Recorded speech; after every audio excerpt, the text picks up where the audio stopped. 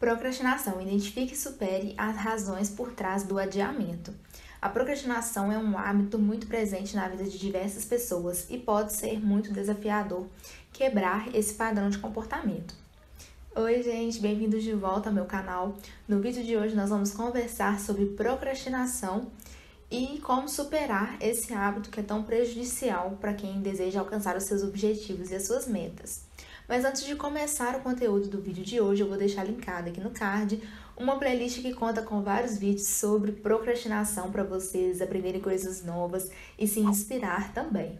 Mas agora, sem mais delongas, vamos ao conteúdo do vídeo de hoje sobre a procrastinação e como a gente pode vencer esse hábito nocivo que nos atrapalha a alcançar os nossos objetivos, a alcançar as nossas metas. É claro que a procrastinação é algo que todo mundo enfrenta em algum momento da vida, seja diariamente, seja mensalmente ou até em outros momentos da vida, mas sempre é presente na vida de qualquer pessoa. Mesmo a gente que fala sobre isso tem seus momentos de procrastinação e é super normal. Tem também, inclusive, momentos em que a gente usa a procrastinação ao nosso favor. Mas esse é assunto para um outro vídeo que eu vou deixar linkado aqui no card, onde eu falo melhor sobre isso, sobre como utilizar a procrastinação ao nosso favor. Mas por que a gente vive procrastinando, então? Por que a gente deixa para depois tarefas que a gente sabe que precisa fazer, mas na hora de executar a gente simplesmente deixa para depois ou faz outra coisa que não é o importante no momento, ou até mesmo a gente fica enrolando, fica com preguiça, fica jogado no sofá, ao invés de fazer aquilo que a gente realmente precisa fazer. Hoje nós vamos explorar as razões por trás desse comportamento, da procrastinação. Por que, então, que a gente tem esse hábito que prejudica só a gente mesmo? Bom, são diversas razões que podem levar a uma pessoa a ter esse comportamento de procrastinar. A primeira razão é o medo do fracasso. Então, muitas vezes a gente deixa para depois uma tarefa ou algum projeto, algum sonho que a gente tem por medo de errar, medo de fracassar e não conseguir levar adiante aquele projeto, aquele objetivo, aquela ação.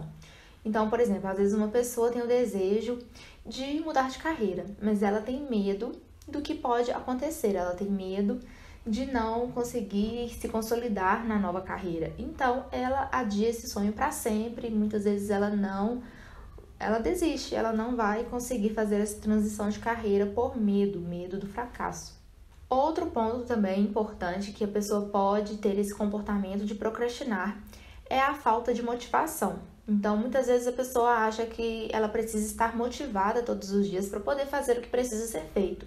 E isso é uma grande mentira, porque não é todos os dias que a gente está motivado, não é todo dia que a gente tem vontade de fazer o que precisa ser feito, mas a gente não é movido à motivação, a gente faz porque precisa ser feito. A gente é movido pela disciplina, pela obrigação, muito mais do que pela motivação. É claro que a motivação ajuda quando a gente está motivado, a gente consegue realizar o que precisa ser feito com muito mais alegria e entusiasmo, mas não é todos os dias que a gente vai poder contar com a motivação.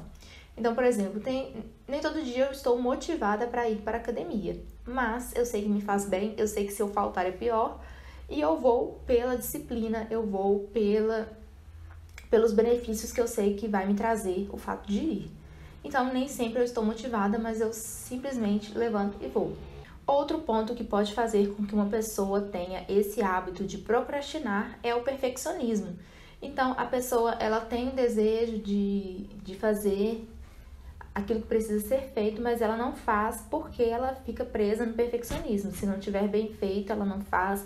Se não tiver as condições ideais, ela não faz. Então, por exemplo, a pessoa deseja criar conteúdo na internet, mas ela não tem o melhor celular, ela não tem o melhor cenário, então ela deixa para depois, ela procrastina para começar porque não tem o cenário ideal que para ela é o melhor. E é claro que no começo os vídeos vão ficar ruins, não vão ficar com uma qualidade boa, então a gente precisa enfrentar esse primeiro passo, que é o de começar, né? O passo inicial é o mais difícil de todos. Então a gente precisa enfrentar essa barreira inicial e fazer do jeito que dá. Nesse exemplo mesmo de começar a criar conteúdo na internet, Quando eu comecei, foi com um iPhone 5S velho, que já tinha 5 anos de uso. Ele não estava bom, mas era o que eu tinha. Oi, gente! Tudo bem com vocês? No vídeo de hoje eu vou falar sobre como aumentar o engajamento no Instagram. A primeira dica que eu vou dar é sobre o uso de hashtags. Como que eu uso esses hashtags? Foi o que me deu gás para começar. Eu não tinha tripé, eu empilhava livros em cima da mesa. Então, assim, é o que dá para fazer. E aos poucos a gente vai melhorando, a gente vai evoluindo e a gente não deixa o perfeccionismo nos paralisar. Outro ponto que faz uma pessoa procrastinar é a falta de planejamento. Então, quando a gente não tem um planejamento estratégico, quando a gente não tem consciência do nosso dia, da nossa rotina, a gente não vai conseguir realmente fazer o que precisa ser feito. Sem um bom planejamento, a gente se embola na rotina, a gente se embola nas tarefas que a gente tem no dia e não faz aquilo que precisa ser feito. Então, por exemplo, a própria academia, se a gente não tiver separado o momento do dia em que você vai estar na academia, sempre vão surgir outras tarefas, vão surgir outras coisas que serão mais importantes, julgadas como mais importantes do que aquele momento de ir para a academia. Então é importante a gente criar um plano estratégico para poder conseguir encaixar tudo aquilo que precisa ser feito dentro da nossa rotina. Então, no caso da academia, eu sempre vou de manhã, a primeira coisa que eu faço no meu dia é ir na academia, porque eu sei, já me conheço, para entender que se eu deixar para ir na parte da tarde ou na parte da noite, eu já vou estar mais cansada e eu não vou querer ir. A academia vai estar cheia, eu vou começar a criar desculpas na minha cabeça para me convencer de que está tudo bem não ir. E não está tudo bem. A gente acaba descumprindo um compromisso que a gente faz com a gente mesmo e isso é muito prejudicial, porque isso indica que a gente não tem compromisso com a gente mesmo, que está tudo bem errar, tá tudo bem falhar nesse compromisso com a gente mesmo. E a gente precisa entender que a gente é a pessoa mais importante da nossa vida. E que a nossa palavra com a gente mesmo tem que ter valia, né? Tem que valer alguma coisa, tem que ser fundamental. A gente não pode deixar passar, a gente não pode dizer pra gente mesmo que tá tudo bem não cumprir com a nossa própria palavra. Outro fator são as distrações e o gerenciamento do tempo. Quando a gente tem uma rotina muito cheia de tarefas, se a gente não lidar bem com as distrações, a gente vai acabar perdendo tempo, se distraindo com outras coisas que não são importantes, não são necessárias naquele momento, e isso vai fazer com que a gente procrastine, com que a gente adie e deixe para depois uma tarefa que é crucial para alcançar os nossos objetivos e as nossas metas. Então, o meu tempo ali da manhã é contadinho. Se eu levanto e já fico mexendo no celular, vendo vídeo no celular, o tempo vai passar e eu não vou conseguir ir na academia. Então, o primeiro passo é me livrar das distrações, é saber lidar com as distrações. Então, eu já sei que eu me distraio com o celular. Então, de manhã, na hora que o celular desperta, eu já levanto e já vou me arrumar para ir para academia. Eu não fico no celular ali um tempo para não me distrair e não me atrasar para ir na academia. E isso é só um exemplo, né? Existem diversas outras distrações. A televisão, às vezes uma conversa paralela ali num momento inoportuno vai fazer com que você se perca no tempo, não faça uma boa gestão do seu tempo e não consiga encaixar na sua rotina aquelas tarefas que precisam ser feitas. Agora que a gente já entendeu algumas razões que levam as pessoas a procrastinarem, que nos levam a procrastinar, nós vamos pensar em algumas estratégias que vão fazer com que a gente lide melhor com esses desafios que a gente enfrenta no dia a dia e que nos faz procrastinar. A primeira estratégia é definir metas claras e alcançáveis. O que isso quer dizer? Se a gente não sabe para onde quer chegar, qualquer caminho serve. Então a gente tem que pensar em metas claras, metas alcançáveis, onde que a gente quer chegar, qual o meu objetivo, qual a minha meta. Essa meta ela está de acordo com a minha realidade, ela está de acordo com a minha rotina, não está, como que eu posso melhorar? Então, se é uma pessoa sedentária que quer começar a fazer atividade física, qual que é uma meta alcançável? Qual que é uma meta específica dentro da sua realidade, dentro da sua rotina? Na sua rotina cabe 3 treinos por semana, cabe 4 treinos por semana, 2, enfim, você vai pensar como que é a sua rotina e quantos treinos você consegue encaixar dentro dela. Sempre pensando em uma meta alcançável, não adianta você querer começar fazendo 7 treinos por semana, porque Se você era sedentário até ontem, não adianta você querer colocar 7 treinos por semana, porque você não vai conseguir sustentar a longo prazo. Sempre lembrando de começar pequeno e à medida do processo ali, que o tempo for passando, você for se acostumando com essa nova rotina, você vai aumentando gradativamente.